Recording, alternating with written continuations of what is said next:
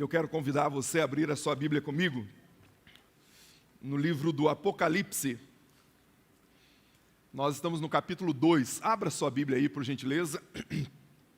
No livro do Apocalipse, o capítulo 2. Nós leremos hoje do versículo 12 até o versículo 17. É o alvo para a nossa reflexão nessa noite. E antes de entrar propriamente no tema da noite, que o Tiago vai projetar ali para nós, o tema da noite é Pérgamo, uma igreja que flertou com o mundo. Pérgamo, uma igreja que flertou com o mundo. Esse é o tema que nós vamos abordar. Mas antes de entrar propriamente dito no tema, eu quero fazer 2 momentos com os irmãos, e eu tenho feito isso recorrentemente, a fim de dar o entendimento do que estamos fazendo com esses estudos, ou qual é o objetivo de estudarmos essas 7 cartas do Apocalipse. Já estudamos em ocasiões anteriores com outro foco, em cultos de quarta-feira, e agora nos domingos do mês de fevereiro e alguns do mês de março, estamos estudando essas cartas com um foco diferenciado. Mas vejam só, quando estamos olhando para essas igrejas do Apocalipse, nós não queremos de maneira alguma olhar para uma realidade histórica fixa e física que aconteceu há 2000 anos atrás. Porque quando Jesus está desferindo essas palavras, usando João para ser o amanuense, o fato é que aconteceu, essas igrejas existiram, num contexto histórico, num recorte histórico, há 2000 anos atrás, lá na Ásia Menor. Hoje, na região da Turquia. A região agora dessas igrejas é a região da Turquia. O que precisa ficar claro com o nosso objetivo é que nós não queremos apenas olhar para esse conteúdo como um conteúdo histórico, embora o seja. Nós queremos trazer para o Logos, para o rema no nosso coração, essas palavras. Então, estamos olhando para essas igrejas como um pacote fenomenológico, isto é, tentando capturar, depreender dos conteúdos dessas igrejas, dos conteúdos aqui relatados nesse livro, em especial nesses 3 capítulos, o capítulo 2º, o capítulo 2 e o capítulo 3 do livro de Apocalipse, e depreender para os nossos corações aquilo que tem a ver com a nossa realidade. Eu expliquei para os irmãos que o fato dessas igrejas formar um pacote fenomenológico significa dizer que em alguns aspectos elas são arquetípicas, isto é, nós temos muitas coisas dessas igrejas. Alguns encômios que o Espírito ou que Jesus dá a essas igrejas, nós podemos também, de alguma maneira, depreender. Mas nós temos algumas situações que devemos tirar das nossas vidas, assim como Jesus orientou para que essa igreja ou essas igrejas fizessem. Ok? Então esse é o globo geral. Nós vimos a primeira igreja, a igreja de Éfeso, uma igreja espetacular, uma igreja abençoada, mas uma igreja que adoeceu na sua maior virtude. A maior virtude da igreja de Éfeso foi o adoecimento daquela igreja. A maior virtude é que ela era uma igreja ortodoxa, uma igreja que se baseava na palavra. E essa virtude fez com que o amor daquela igreja se arrefecesse. Então a virtude do amor que deveria estar presente se tornou uma patologia. E essa igreja, então, deixou o conhecimento, a teologia, se encharcar de uma patologia ao ponto de distanciá-la do primeiro amor, distanciá-la de Jesus. Vimos, por conseguinte, a igreja de Esmirna. A igreja de Esmirna, que estava numa cidade portentosa, numa cidade rica, numa cidade com muitos recursos financeiros, mas era uma igreja sofredora. Uma igreja que passava por inúmeras dificuldades, uma igreja pobre, onde as pessoas estavam prestes a perder as suas próprias vidas.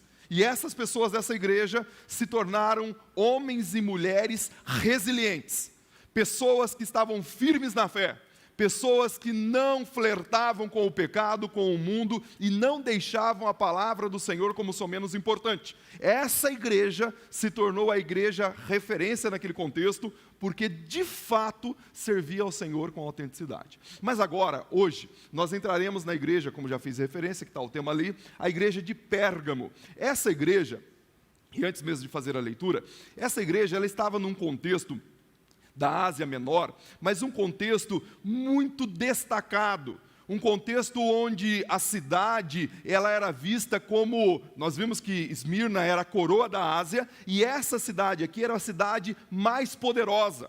Para os irmãos terem uma ideia, no momento que João está escrevendo essa carta, 2000 anos atrás aproximadamente, Éfeso era a capital da província, a capital da Ásia Menor. Mas durante 400 anos, a igreja de Pérgamo foi a capital da Ásia Menor, daquela região, desfrutando de muitos benefícios, sendo a igreja a cidade mais importante.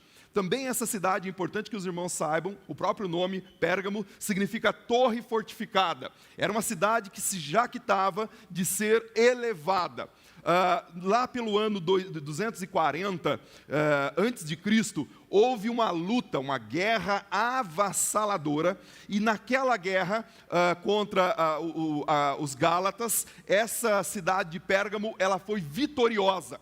E nessa ocasião eles atribuíram a vitória a Zeus. E construíram numa colina de 250 metros, em cima de uma colina de 250 metros, um templo de mais ou menos 15 metros de altura, num formato de um trono para Zeus, a fim de adorá-lo.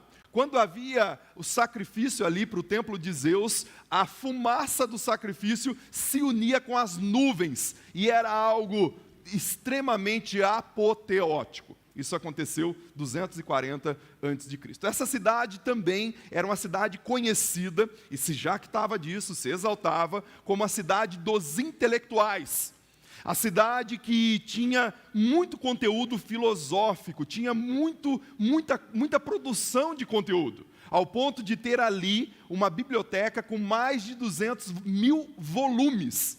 Perdia apenas para a biblioteca de Alexandria. Então pense, uma cidade que é poderosa, uma cidade que tem um trono, um templo para Zeus, também para Atenas, para Dionísio e outros deuses, mas é uma cidade que domina o conhecimento do bem e do mal, a árvore do bem e do mal, do fruto do bem e do mal, era cultivada entre eles. Então, para que os irmãos vá montando aí o contexto e o que nós vamos ler daqui a pouquinho sobre essa igreja. O que ocorria também é que, lá pelo ano 130, o rei Átalo III, quando ele estava pertinho de morrer, ele não tinha herdeiros. Então, o que ele fez? Ele passou a herança, ou passou o seu testamento, a cidade toda para o nome de Roma. Doou Pérgamo para Roma, de porteira fechada. Tudo que tinha dentro da cidade, inclusive os mobiliários e os habitantes. Toda Pérgamo passou a ser propriedade de Roma. Em sendo propriedade de Roma, começou a ter ali o templo dedicado ao gênio do imperador. E esse templo era um templo onde as pessoas iam adorar o imperador. Uma vez por ano, os cidadãos pergamenses precisavam ir ao templo de César e adorar o imperador. Acontecia mais ou menos o que aconteceu lá em Atos capítulo 19, versículo 34, quando houve aquela comoção na cidade, o apóstolo Paulo pregou o evangelho, as pessoas queimaram seus livros de magia e tal, e Demétrio fez um movimento, e os cidadãos daquela cidade foram em praça pública, e durante 2 horas eles gritavam: Diana, rainha dos Efésios. Era mais ou menos isso que acontecia no dia da adoração para César. Durante horas e horas eles gritavam o nome de César e dizia o Kyrios. O Zeus era Sóter. Zeus, Sóter, que significa Salvador. O César é o Kyrios, o Senhor. Então, as pessoas eram obrigadas a irem, pelo menos uma vez por ano, adorar César e pegar um certificado e voltar para casa. Caso contrário, o procônsul daquela cidade tinha o poder que eles chamavam de jus gladiis, poder da espada. Quem não fizesse, teria a sua vida ceifada, seria morto. Então é isso que nós estamos vendo aqui. Tem um outro templo que vai estar ali, dentro do contexto ainda, chamado um templo dedicado para o deus Escolápio. Os médicos aqui vão saber muito bem quem é. O caduceu de Escolápio, né? Nós temos aí vários estudantes de medicina. O deus Escolápio era aquele que era o deus da medicina. As pessoas vinham de todas as regiões do império para poder se cuidar, se tratar lá em Pérgamo. Então também era uma cidade dedicada à cura. O Deus curandeiro estava ali naquela cidade. Dito isso, colocado essas questões aqui para os irmãos de a priori, um dado importante também, o que acontecia ali é que a cidade era uma cidade extremamente pagã, e eles faziam inúmeras festas nababescas. Festas nababescas eram aquelas festas onde as pessoas... Irmãos, podem focar para cá, só está tendo um engarrafamento ali na nossa entrada, já vai acabar, foca para cá, tá bom? Já vai passar, se Deus quiser passa, fica tranquilo. O Vinícius, que é o nosso chefe de polícia, vai resolver ele para nós, tá bom? Então foca para cá enquanto ele resolve lá, pode ser? Fechado? E aí, foca aqui, foca em mim. Não é como diz aí um dos apresentadores, foca em mim. Então, o que acontece é que eles tinham ali muitas festas nababescas que eram regadas a comidas sacrificadas a ídolos, e era também regada a muita bebida alcoólica e coisas dessa natureza. E as pessoas, quando eram convidadas para fazer parte dessas festas, eles recebiam uma espécie de convite. E para você entrar nessa festa, eles recebiam uma pedrinha branca. Essa pedrinha branca eles pegavam e na portaria da festa deixava a pedrinha branca, e aí eles diziam que eram convidados oficiais para aquela festa. Ok? Então, tido isso como contexto, claro que tem muito mais coisa aqui, tem muito mais informações para o contexto, mas falando isso, agora você pode olhar ou voltar lá para o capítulo 2 do livro de Apocalipse, dos versículos 12 ao versículo 17, e aí você vai ter as credenciais, lembra quando nós estudamos o primeiro capítulo? As credenciais daquele que vai falar, vai ter uma acusação, aliás, vai ter um elogio, uma acusação, um chamado ao arrependimento e uma palavra de prêmio para essa igreja. E isso tudo nós vamos ver agora com a expectativa de aplicar ao nosso coração. Então, o texto vai começar dizendo o seguinte: percebam que a estrutura do cabeçalho de todas as cartas é a mesma. Ele diz: ao anjo da igreja em Pérgamo, escreve: assim diz aquele que tem a espada afiada de 2 gumes. Conheço o lugar que habitas, onde está o trono de Satanás. Sei também que vocês conservaram o meu nome e não negligenciaram a minha fé, mesmo nos dias de Antipas, minha testemunha, meu fiel, que morreu entre vós, onde Satanás habita. Para aí, e agora ele vai dar uma repreensão. Tenho, porém, contra ti o fato de que existem algumas coisas que vocês estão conservando. Dentro do meio de vocês, existem aqueles que sustentam as obras de Balaão, melhor, as doutrinas de Balaão, que ensinou Balaque a fazer ciladas contra os filhos de Israel, levando-os a comer comidas sacrificadas a ídolos e praticar promiscuidade, prostituição. Outro sim, existe no meio de vocês aqueles que sustentam as doutrinas dos nicolaítas. Para um pouquinho e diz: arrepende-te, senão virei contra ti, e contra eles pelejarei com a espada da minha boca. Quem tem ouvidos, ouçam o que o Espírito diz às igrejas. Ao vencedor, dar-lhe-ei de comer o maná escondido, e também lhe darei uma pedrinha branca com a inscrição de um novo nome, cujo qual só aquele que recebeu sabe qual é. Versículo 17. Então agora, lido o texto ou citado o texto, e você pode ir anotando aí, o que Jesus está dizendo para essa igreja, dentro desse contexto histórico, e o porquê esse contexto histórico, essa igreja, dentro dessa realidade, faz todo sentido para nós. Percebam só, a primeira coisa que ele coloca aqui é que ele, a despeito daqueles que, os procônsules ou aquelas pessoas que lideravam aquela cidade, que tinha o poder do jus gladis, o poder da espada para ceifar a vida, o que Jesus está dizendo logo de início é: eles são poderosos. Os romanos e os provincianos, aqueles que lideram as províncias, são poderosos. Eles têm inclusive o poder de tirar a vida. Porém eu, o Senhor, sou aquele que tem a espada afiada, a espada de dois gumes. Se eles acham que pode tirar a vida, mal sabem eles que eu sou aquele que posso matar não apenas o corpo, mas ceifar a alma. Tenham cuidado com aquele que pode ceifar a alma, vai dizer a palavra do Senhor. Então, a primeira coisa que nós depreendemos aqui é que Jesus se apresenta de maneira superior a qualquer reinado, a qualquer liderança que aquela igreja estava submetida.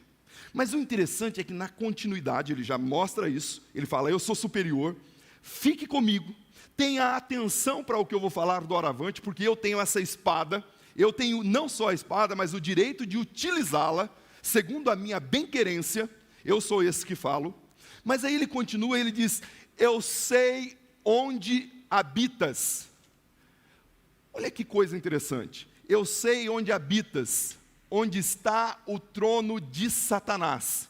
O que Jesus está dizendo para aquela igreja é, eu sei que não é fácil viver onde vocês estão vivendo.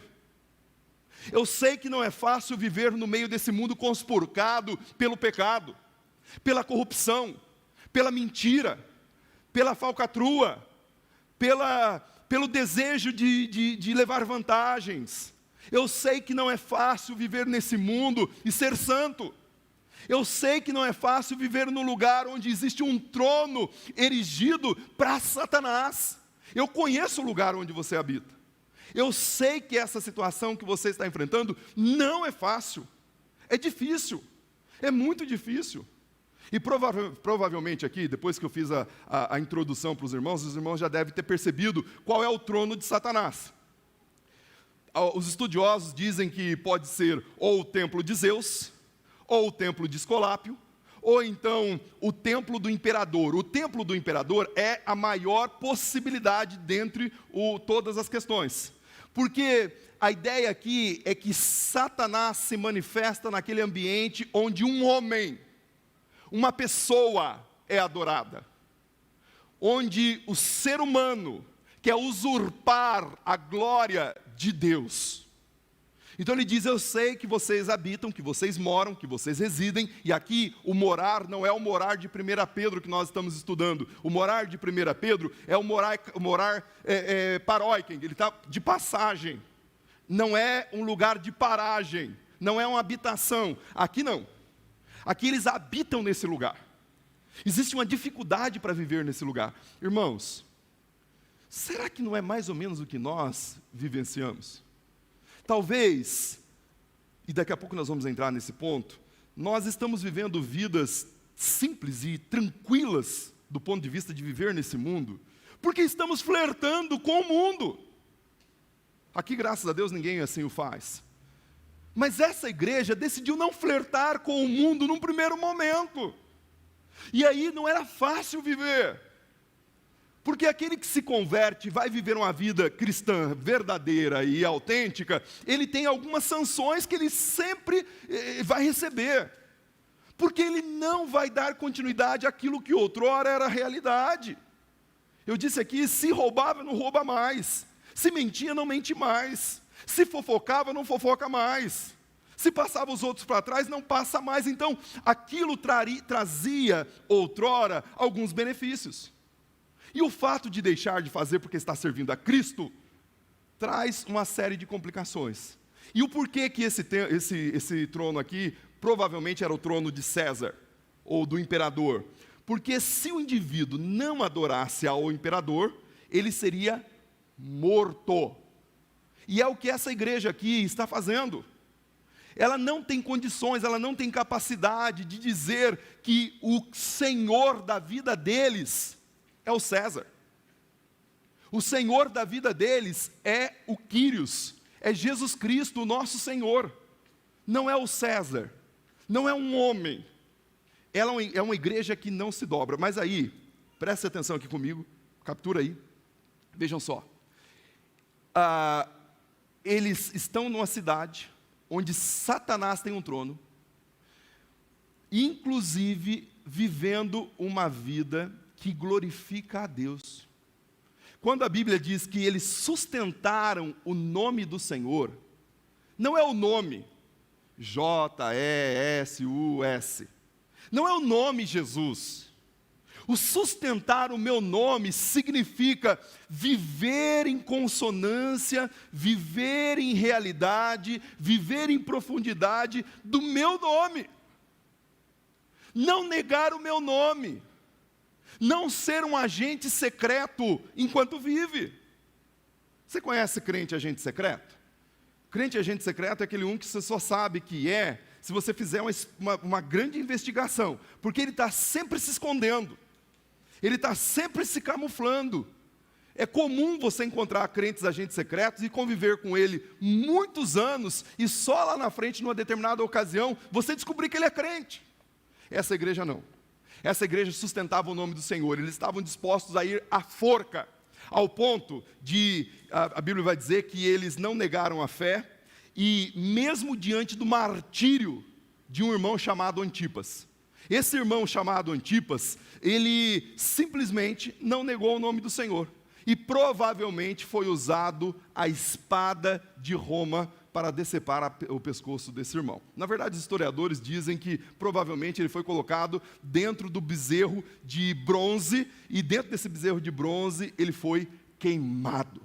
Algo terrível aconteceu ali naquele martírio. E aí o que Jesus está dizendo é, mesmo diante disso, mesmo quando aconteceu algo hediondo, algo horrível, algo terrível como isso, como esse martírio, a igreja continuou, ó, show de bola, muito boa. Era uma bênção a igreja abençoada. Eu vou pedir para alguns, isso, fique à vontade, por favor, Deus abençoe, fique à vontade. A igreja continua direcionada, ela continua focada, ela não flerta, ela não abre mão, ela não sai do lugar ou do ambiente que ela estava, ela continuava firme no Senhor. Apocalipse capítulo 2, 12 a 17, ela continua firme no Senhor. Irmãos, olha que coisa interessante para nós hoje à noite. Diante das dificuldades, e aqui, até onde eu sei, ninguém passou um martírio. Ninguém teve um ente da família, um ente querido da família, com o pescoço decepado por causa do Evangelho. Mas muitas vezes, por muito menos, nós negamos a nossa fé. E o negar a fé aqui não é a ideia de dizer assim, olha, eu deixei de crer em Jesus. Não, é viver como se ele não existisse. Muita gente vive uma fé como se Jesus estivesse morto. Eu falei sobre isso hoje pela manhã. Essa igreja, até esse ponto aqui, tá? Troféu joinha. E aí então Satanás tentou de todos os jeitos, pela violência, derrubar essa igreja. Mas não conseguiu. Mas irmãos, Satanás é astuto. Ele jamais se cansa. E usa todos os estratagemas para derrubar a igreja. Então sabe o que ele fez? Se ele não conseguiu pela força, se ele não conseguiu pela violência, ele entrou com sutilezas dentro da igreja. E sabe como que ele foi fazendo? Ele fez com a entrada, com a doutrina de Balaão. Depois os irmãos leiam, por curiosidade, do capítulo 22 ao capítulo 25 do livro de Números. Você vai conhecer ali essa história da doutrina de Balaão. Balaão foi um profeta que foi contratado por Balaque, o rei de Moabe, para amaldiçoar o povo de Israel. Só que nesse processo de contrato, ele foi executar o contrato, e todas as vezes, pelo menos 3 vezes, que ele tentou amaldiçoar o povo de Israel, quando ele falava a palavra de maldição, ele ia introduzir a palavra de maldição, Deus colocava a palavra de bênção na boca dele. Balaque, que foi quem contratou, ficou com muita raiva. E ele disse, olha, eu contrato você para falar a palavra de maldição, para amaldiçoar, e você chega aqui e abençoa esse povo. E aí Balaão fala, mas esse povo é inamaldiçoável, é intocável, ninguém pode fazer nada contra ele. Aliás, no capítulo 23, versículo 23 do livro de Números, o Balaão vai dizer algo impressionante. Ele vai dizer o seguinte, contra Jacó não vale encantamento.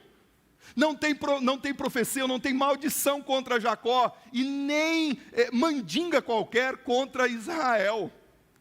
Lembra lá do Salmo 91? Aquele que habita no esconderijo do Altíssimo, é exatamente isso.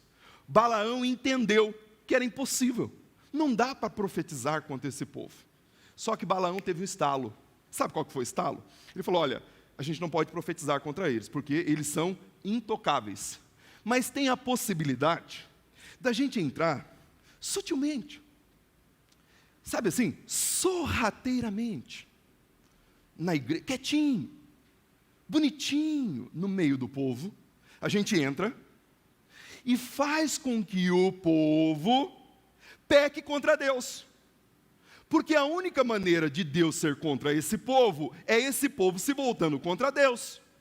Então o que o Balaque falou? O Balaão disse para Balaque o seguinte, você faz o seguinte, Balaque, manda umas mocinhas bonitas, isso aí você vai encontrar no capítulo 24, início do capítulo 25, manda umas mocinhas bonitas aqui de Moabe, e aí vai entrar ali no arraial, os moços de Israel vai ficar com o olho grande, e aí eles vão cometer promiscuidade, vão se prostituir com essas moças. Faz o seguinte, faz umas comidinhas também, manda umas comidinhas, uns negocinhos, sacrificado aos ídolos, e essas moças, quando estiver ali naquele contexto, mas com certeza, eles vão entrar. E não deu outra. Foi entrando devagarzinho, dali a pouco os filhos de Israel já estavam enamorados daquelas moças, as moças diziam, não faz mal, olha, vamos comer uma comidinha junto com a gente aqui, a gente acabou de servir ali para o ídolo, mas não tem problema nenhum, vamos aqui e tal, faz mal não, pode entrar. Você já ouviu esse negócio? Pai e mãe ouvem muito, né?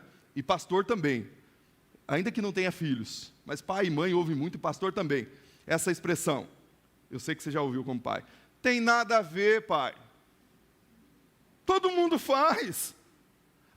Mas nada a ver, pai. Aconteceu com você ou não? Se não aconteceu com você, pode ser que um dia aconteça. Mas com o pastor acontece direito. Mas pastor, mas não tem nada a ver. Todo mundo faz. É gostosinho. É bom. E aí vai entrando. O apóstolo Paulo vai dizer em 2 Coríntios, capítulo 11, versículo 14, que Satanás se transveste. Ele é um travesti. Ele se molda de anjo de luz. Satanás, ele nunca vai aparecer como aquele Satanás hollywoodiano, com garfo, com tridente, ele vem sorrateiro. E aqui, o caso era doutrina para a igreja. Mas, irmãos, guarda isso aqui na mente e no coração, porque essa palavra é para nós, existencialmente falando. Às vezes, a doutrina de Balaão está entrando dentro da sua casa. Aqui ninguém, graças a Deus, é alvo disso. Mas às vezes a doutrina de Balaão está entrando dentro da sua casa.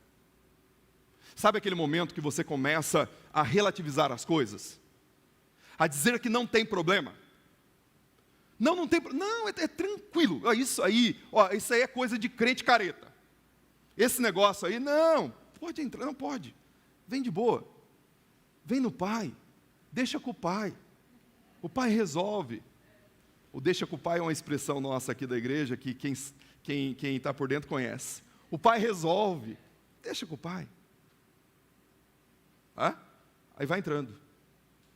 Sabe o que acontece? Daqui a pouco você não tem mais como controlar. Na maioria das vezes, aqueles que estão servindo a Satanás, o fazem sem saber. Guardem isso. O fazem sem saber. E começa com pequenas relativizações. Você não acordará um dia e dirá assim, eu vou me desviar, eu vou servir o capeta, e está tudo muito bem. Você não vai acontecer isso. Fica tranquilo. Não vai acontecer isso. O que vai acontecer é progressivo. É devagarzinho. É bem assim. Aí você vai dilatando, vai dilatando. Vai dilatando. Vai chegar um momento, meu irmão e minha irmã, que a sua vida já está lá e você nem está sabendo, e acha que está tudo muito bem. Essa igreja, ela permitiu que isso acontecesse. Se vocês lembrarem lá da igreja de Éfeso, o elogio deles é porque eles não permitiram as obras dos nicolaítas. Lá estava no nível de obras, um grupo fazendo. Aqui a obra se tornou doutrina. Sabe aquela coisa? Eu não sei você, mas pastor escuta muito isso. Mas às vezes você pode escutar também. Sabe aquela coisa que a pessoa chega em você e quer perguntar, Erlane, ela quer tirar dúvida com você. Será que é pecado? Mas é pecado, pastor? Vai acontecer, viu, Guilherme? Fica de boa. Acontece. Chega assim, mas é pecado isso? É pecado, pastor, fazer sexo antes do casamento, ficar dormindo com a minha namorada o tempo todo? Será que é pecado, pastor? Hã? É pecado tomar umas cachaçinhas e tornar o caldo? Mas será? Mas Jesus tomava. Aí, sabe essas coisas assim, de tentar colocar a gente à prova? Não aconteceu com você, mas pode acontecer um dia. Quando acontecer, você vai perceber que a possibilidade do flerte, sabe? Começar a acontecer, é muito grande. Irmãos, eu estou trazendo essa palavra hoje, e é uma palavra quase que mórbida. Não é uma coisa gostosa de se ouvir. Mas como igreja do século 21 e de 2021, nós precisamos depreender isso. Você pode muito bem continuar fazendo tudo que você faz e até pior. Aqui ninguém faz isso, graças a Deus. Mas você pode. Agora, o que você não pode dizer é que a Bíblia está autenticando aquilo que você está fazendo. Satanás entrou naquela igreja. E Satanás entra em casas. Não é estourando a porta. Não é estourando a porta. Ele entra porque você está dando legalidade.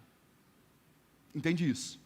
Muitos filhos se arrebentam dentro de casa. Tem gente que acha que está perdendo filho para o mundo.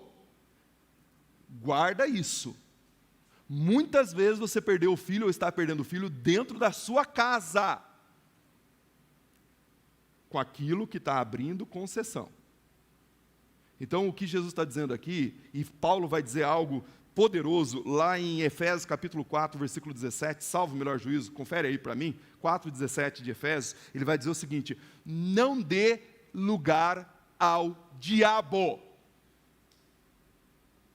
Sabe o que ele está querendo dizer? Não abra concessão, meu irmão. Não dá legalidade. Deus te protege. Aliás, 1 João capítulo 4, versículo 18, vai dizer que aquele que é nascido do Pai, nascido de novo, o maligno não o toca. Sim, o maligno não toca naquela semente que foi lançada em você, mas se você abre concessão, você deixa o diabo cirandar na sua vida, na sua casa. Irmãos, na igreja. E é por isso que essa palavra veio ao anjo da igreja em Pérgamo. E eu já expliquei que o anjo aqui é o pastor.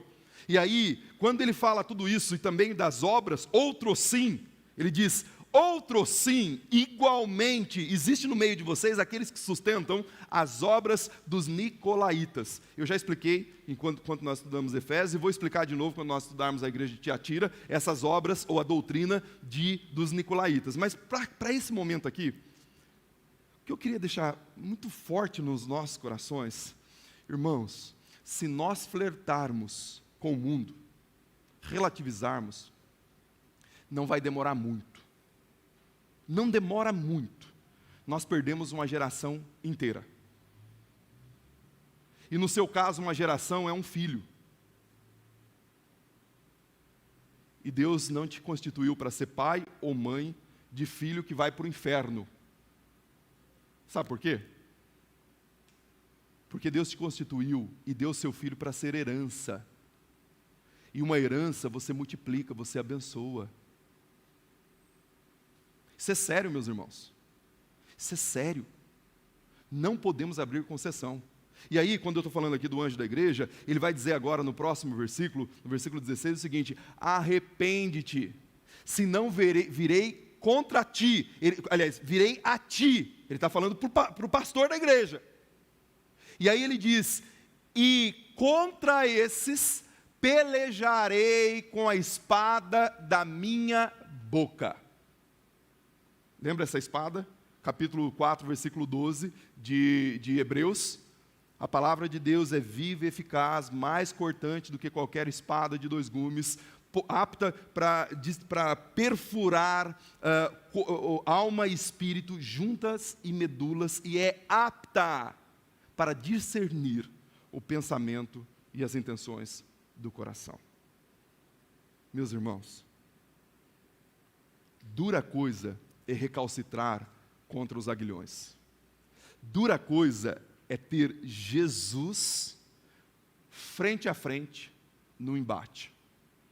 Jesus como julgador, porque a parousia aqui, virei, não é o vir quando ele vem para resgatar a igreja, para o julgamento, não, vem antes. É antes. Imagina bater de frente com Jesus nessa situação aqui. Hã? Lembra da expressão latina? Onc opus in que labore est? Aqui que a coisa fica difícil. É isso mesmo. Essa igreja flertou com o mundo. Mas tem uma solução. O texto vai dizer, arrepende-te. Você flertou com o mundo lá na sua casa? Doutrina de Balaão está entrando lá na sua casa? Relativização está entrando lá na sua casa? Fecha as portas, meu irmão. Trava as janelas. Não dá liberalidade para Satanás na sua casa. Comece 2021 dizendo, não, eu não permito. Você que é homem, faça como Josué, eu gosto tanto desse texto. Capítulo 24, versos 14 e 15. Eu e minha casa serviremos ao Senhor, eu não permito. E eu não vou dar autorização. Eu fecho as barreiras. Eu fecho as portas. Senhor, eu quero voltar. Voltar ao primeiro amor. Senhor, eu quero voltar a ter aquela vida de santidade, de verdade. Não flertar com os absolutos de Deus. Irmãos, guarde isso. Mas guarde isso de verdade. Duas coisas. Se você comprar uma garrafa de água mineral e colocar lá 1,5% de fezes humana, 1,5%, você tomaria? Alguém aqui toma essa água? Eu sei que os pesquisadores aí vão dizer que a água que a gente toma nem sempre é tão pura assim. Mas pega lá, você colocando fezes humanas ali. Você toma? E desculpe-me aqui a indiscrição, mas você tomaria? Provavelmente não. Sabe por quê? Porque você sabe que aquela água está contaminada, está poluída. Hã? Alguém tem dúvida que se subir no pico aqui, 7,5 metros desse prédio nosso, e pular, não precisa ser mais do que isso, pular de peixinho aqui na frente, alguém tem dúvida que vai flutuar e não vai cair? Todo mundo sabe que vai cair. Por quê? Porque existe uma lei, a lei da gravidade. É interessante que o crente, ele consegue acreditar em todas as leis, menos nessa lei, nas leis de Deus. Com as leis de Deus a gente flerta. A gente acha que não vai dar nada, tem nada a ver.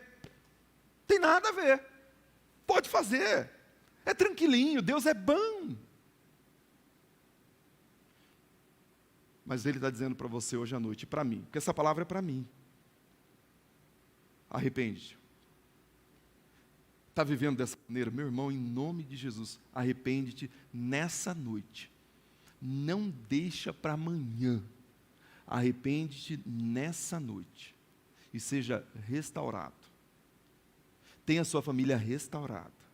Viva uma vida de santidade com Deus. Não é perfeição. Perfeitos nós seremos lá no céu. Mas vivam a vida de santidade com Deus.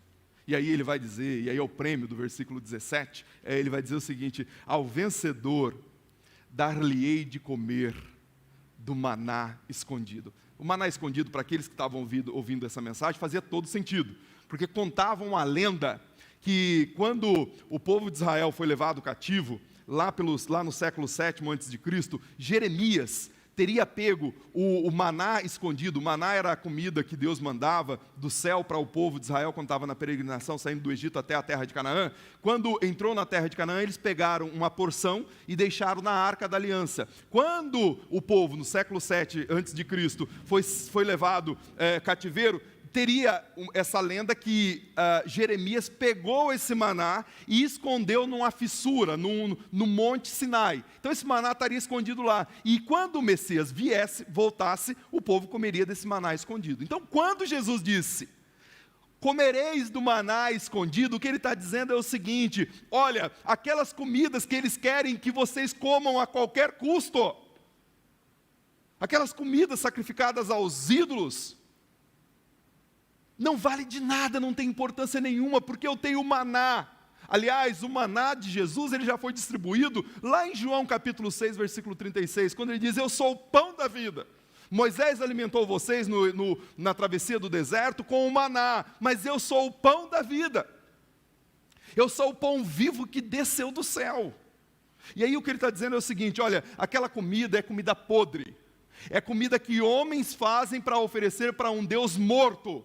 A comida que nós temos para oferecer, o que vocês receberão, é a comida que Deus fez para vocês. O maná escondido. É Deus trazendo.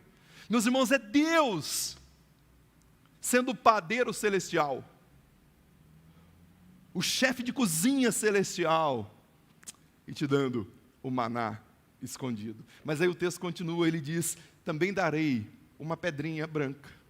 Lembra da história que para entrar nas festas eles precisavam ter uma pedrinha, que era o convite? O que Jesus está dizendo é o seguinte: olha, quando vocês receberem essa pedrinha, tinha uma outra situação também, que diante de uma sala de julgamento, quando a pessoa estava sendo julgada, se ela fosse condenada, ela via uma pedrinha preta, levantava-se uma pedrinha preta para ela. Se ela fosse absolvida, levantava-se uma pedrinha branca para ela. Naquele contexto, levantava-se uma pedrinha branca. Então essa pedrinha tem esses dois significados. O primeiro é: vinde bendito do meu Pai, entra na herança. Entra. Você é o convidado especial. Você é o convidado para essa boda. Sabe por que você é o convidado especial e convidado para essa boda? É porque você foi absolvido. Você recebeu a pedrinha branca.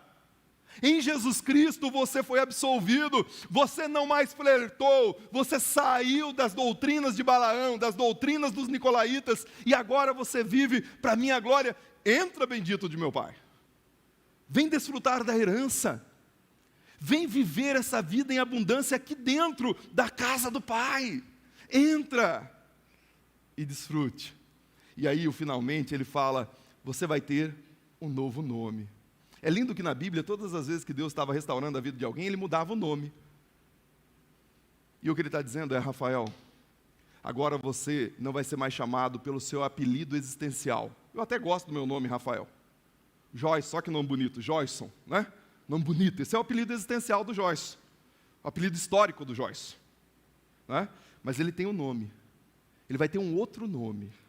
De vez em quando eu desço a lenha aqui nos Cláudios, né? A Cláudia, né? O claudicante, o manquejador, ou no Jacó, né?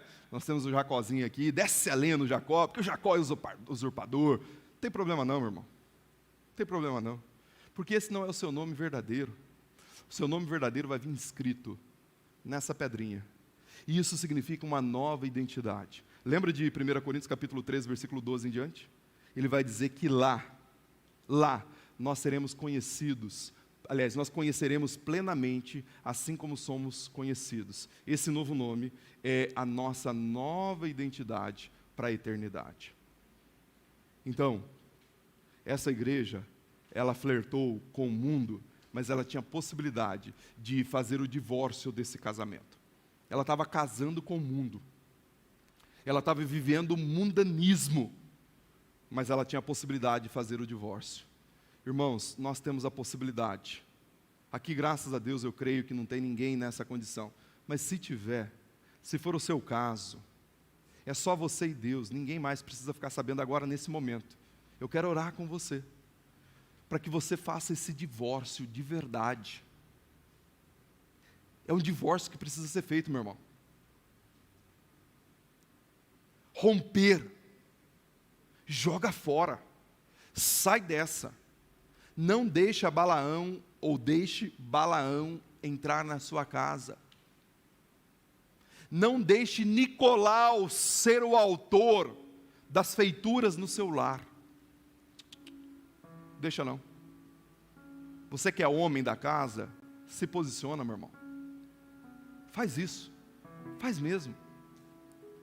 Pode custar? Pode. E vai. Pode doer? Pode. E vai.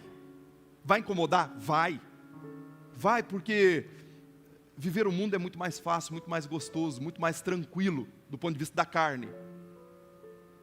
Mas eu posso dizer para você, com certeza, aqueles jovenzinhos lá de Números, que ficaram felizes da vida, porque foram se prostituir com aquelas jovens, e nem precisaram pagar, porque elas eram prostitutas, mas nem precisaram pagar. Elas disseram, não precisa não. O que eu quero, o pagamento, é um pagamento espiritual. Às vezes a gente tem alguns benefícios, e a gente ganha e sai feliz da vida. Mal sabe que aquilo é para a morte. Satanás é o equivalente a um traficante. Você já viu como que funciona o traficante? Ele chega no jovenzinho e ele dá uma bala. Não é uma bala de hortelã que eu carrego aqui comigo. Ele dá uma bala de cocaína, uma pedrinha de crack, uma bolsinha de maconha, uma pílulazinha de êxtase. Está aqui. Olha que coisa legal. Tem nada não, você está na festa mesmo, vamos dar uma agitada. E depois, meu irmão, e essa palavra não é só para jovem não, o exemplo é com jovens, mas não é só para jovens não, é para mim que já não sou tão jovem, para você que já é mais experiente, é para nós. Às vezes Satanás dá uma balinha para nós, a gente fica feliz da vida, mal sabe que é um engodo e vai levar para a morte. Fique atento, não flerte com o mundo. Se você flertar com o mundo, o retorno é sempre muito mais pesado, sempre muito mais difícil. Inclusive, alguns não voltam porque acham que todo mundo está olhando errado para ele ou para ela, porque ele se torna o centro do universo. Guarda isso, meu irmão, não flerte. Se está flertando, sentado do jeito que você está mesmo, eu não vou pedir para você levantar agora, depois você vai levantar para cantar a última música, mas nesse momento sentado, eu gostaria que, se você pudesse fechar os seus olhos, se você pode fazer isso,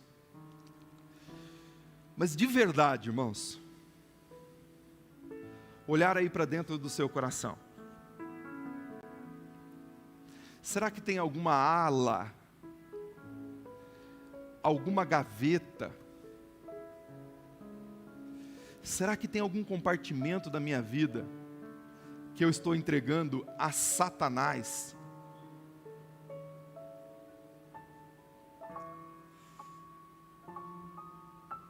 Você sabe. E Jesus está dizendo para você, filho, arrepende agora.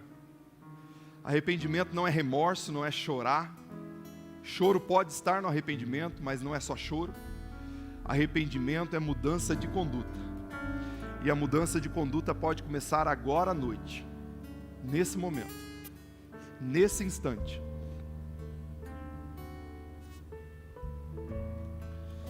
Pai, eu quero abrir o meu coração diante do Senhor nessa noite.